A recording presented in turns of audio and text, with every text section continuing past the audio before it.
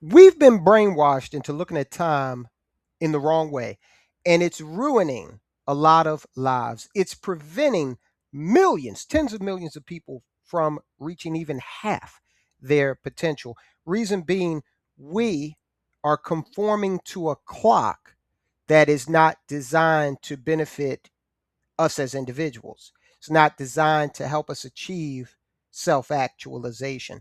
It's designed to benefit corporations and governments. It's designed to benefit the system, not you. The first thing, if you're going to make money, is that you're not going to get rich renting out your time. Even lawyers and doctors who are charging $300, $400, $500 an hour, they're not getting rich because their lifestyle is slowly ramping up along with their income, and they're not saving enough. They just don't have that ability to retire. So the first thing you have to do is you have to own a piece of a business. You need to have equity, either as an owner, an investor, shareholder, or a brand that you're building that accrues to you to gain your financial freedom. All right. Every human being on this planet, I don't care who you are, how rich you are, how powerful you are. You could have been the Pharaoh of Egypt, King of England, Warren Buffett.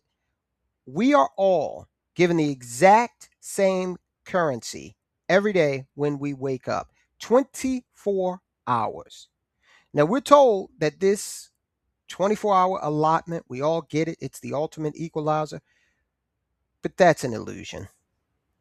The average person spends their 24 hours executing a single linear task. So they trade 1 hour of muscle or intellectual capital or a combination of both for a flat unit of currency. And you can see how limiting that is because there are only so many hours in the day.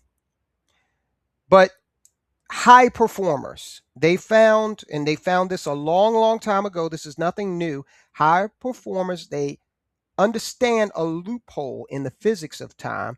And so they don't live in a 24-hour cycle. They don't live in a 24-hour day. They don't adopt that limiting philosophy.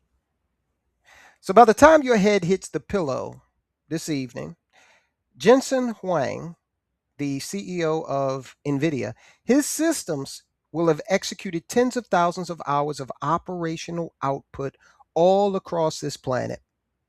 So he has pretty much decoupled his income from his lifespan. So he's getting unlimited income from a limited lifespan. Does he work harder than you? Probably not. In fact, you probably work a lot harder than him. But he commands an army of leverage that is able to turn a single calendar day into thousands of hours of productive power. That's the secret. And look, here's the craziest part about it. You might be missing the fact that the tools to do this yourself, okay, you don't have to be a high powered CEO, a high powered politician. You can do this because the tools are now available to you, and they're available to you for absolutely free. If you are over 50 or dealing with health issues, you've probably been told that getting life insurance is going to be too expensive or just too difficult. It doesn't have to be. Our guaranteed acceptance life insurance means exactly that. You're guaranteed to get it, no medical exams, no blood tests. And this coverage is offered from the largest and highest rated insurance companies in the country. Once you're approved, your rates are locked in for life.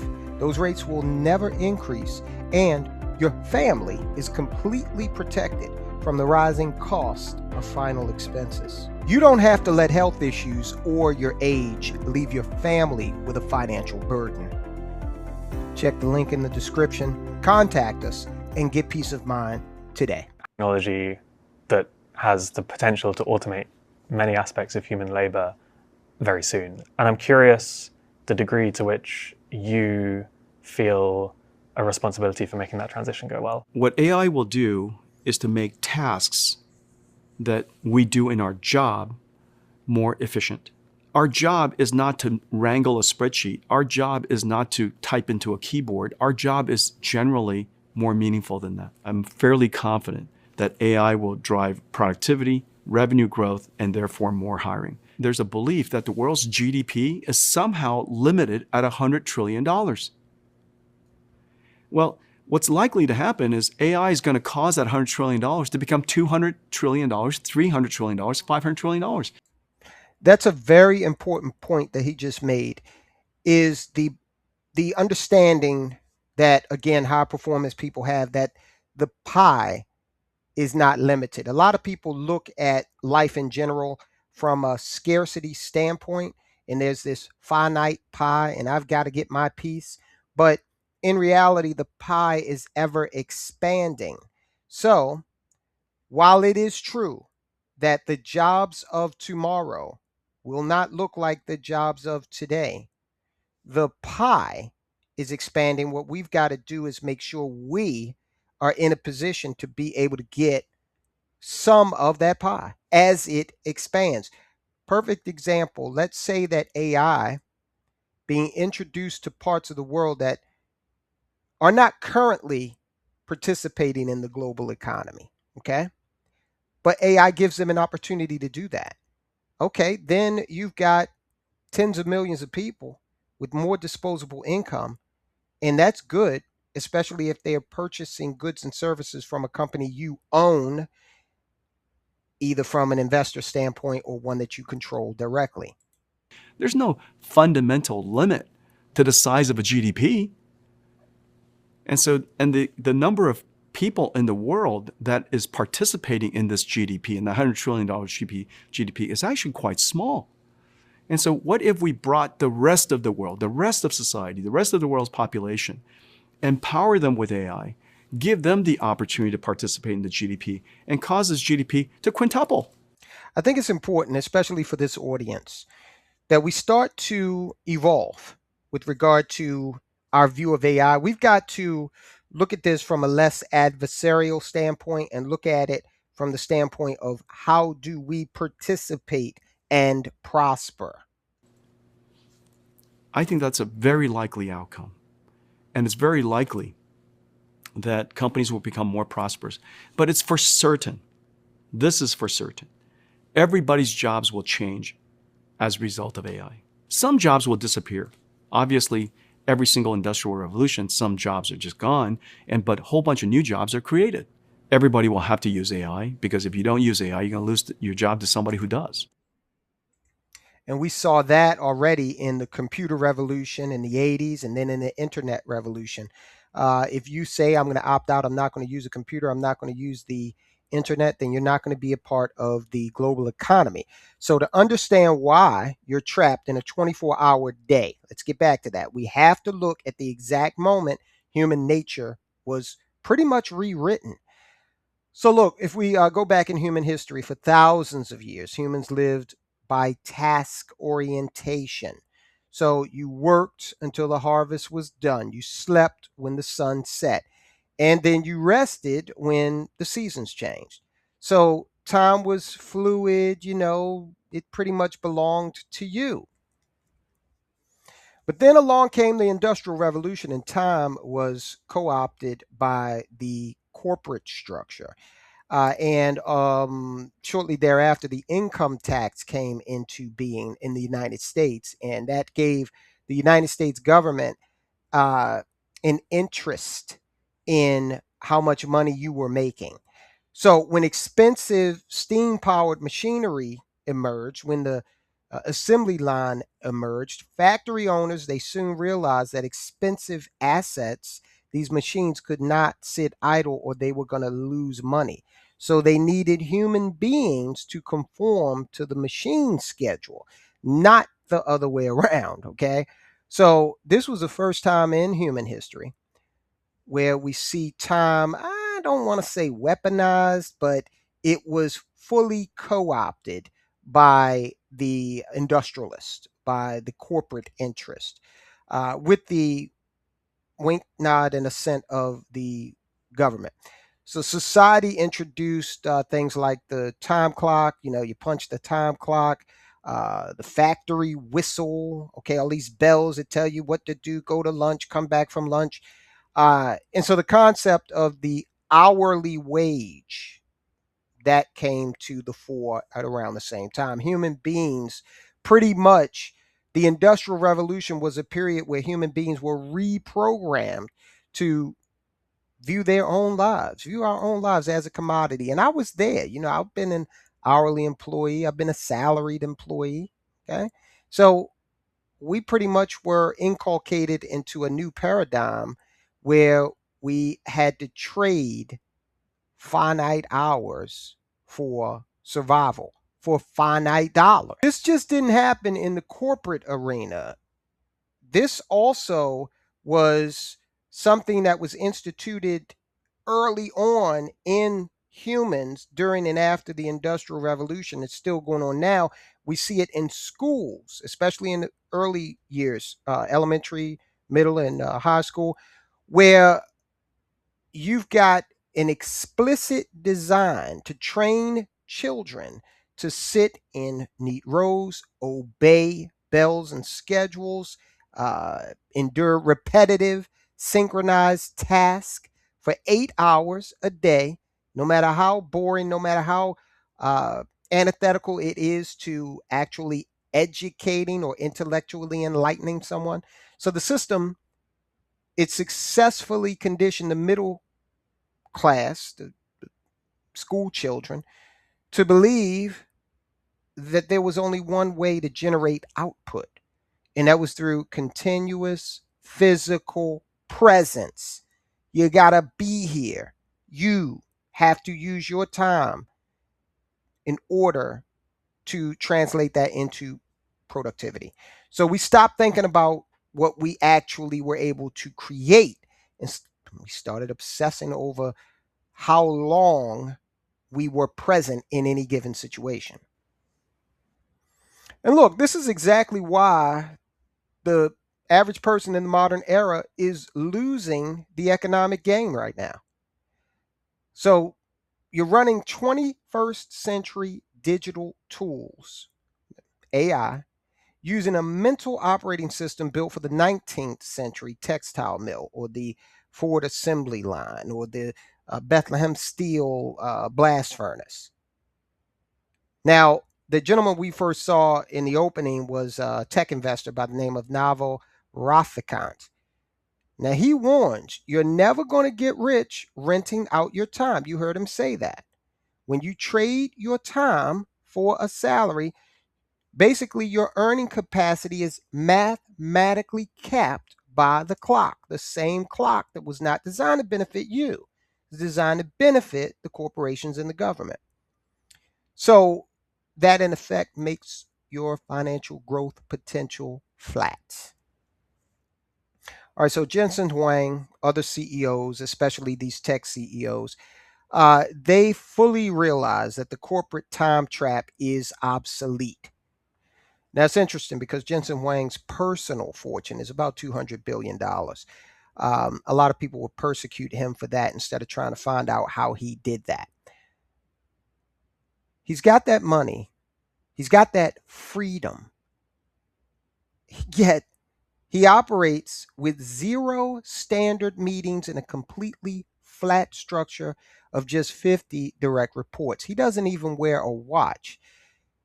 What he's doing is effectively manufacturing 1,000 hours out of a single day because he designed systems of leverage rather than managing these linear tasks.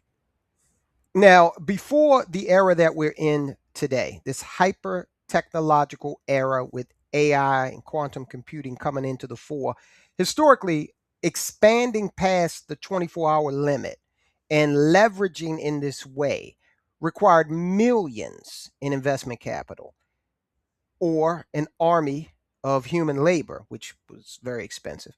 But today, we can see the rise of what we can call the one person unicorn. So, single individuals generating multi-million dollar revenue streams with zero employee overhead. For the first time in human history, this is it. You have immediate, low cost access to autonomous, interconnected AI agents. They execute the work of 20 people in a corporate department And they do it, these AI applications, they do it for pennies on the dollar. In some cases, they do it for free. All right, so we get kind of trepidatious when these AI sultans start talking about the elimination of jobs. But here is the reality: every minute you spend on scheduling, sorting emails, shuffling data is a direct leak of your earning power. So if you can connect a central frontier AI model to simple automation platforms like they're out there, Zapier is one of them. I'm not sponsored by them, but you can do your own research there. You can actually create, for example, an autonomous executive assistant, something that can basically triage your inbox, draft replies in your exact voice, extract tasks from client threads, handle operations, all of this on autopilot. You have the tools today to create this and recoup and start to magnify time. Are you seeing how now you can not only get the entire 24 hours to be productive, but then go beyond that and start to take that one revolution or rotation rather of our planet, that one rotation period, and stack in an unlimited amount of hours of productivity. Now, that one rotation takes 24 hours, but there's no limit. Using tools, there's no limit to how many hours you can stack into that 24-hour rotation period. It's just like the wheel, right? The wheel made things easier to carry. AI is going to make things, it has made things much easier for us to automate tasks. All right, so here we are. You need a marketing department. General purpose language models can handle that content strategy, copywriting, cold outreach funnels. You need what? The production team. Okay, you got specialized AI tools uh, that can take a single long form video with text outline and instantly slice it into a week's worth of optimized social media assets with zero manual editing. Think about the time you could save. You're not doing the linear work anymore. Okay. So you're managing the machines that do it for you. So the more machines you can get focused on these tasks, the more hours you have. Think about the power of that. You now become sort of a time lord. All right, so with the good comes the bad, right? And some might say it is bad that we're going to see jobs go away, and to the extent people are unemployed, I certainly agree that that is regrettable. But I will also say that we need to roll with the punches. Okay, it's survival of the fittest out here. No one's coming to save us. So the gatekeepers, they're really gone, right? It, you don't need to go to a record producer to get a record out, get a song out there. You don't need to go to Hollywood to produce really good uh, entertainment content. These gatekeepers, they're gone. In the industrial era, you needed a massive factory if you wanted to scale output and be a Ford or a Carnegie or a Rockefeller. Today, all you need is the clarity to stop looking at AI as a neat toy and stop looking at time as a limited commodity and start viewing AI in particular as free infrastructure or almost free in some cases to build your leverage. So stop trading your life for a linear paycheck. Now, I'm not suggesting you kick down your boss's door and say, I quit. Not suggesting that at all, but I am asking you to change your mindset. Build an automated system, leverage your intelligence and your freedom. And if you're ready to learn how to actively weaponize these modern leverage models to secure your financial future, hit subscribe. We are examining in great detail high performance human beings from across our history to figure out how we can best deal in this modern technological rapidly changing era.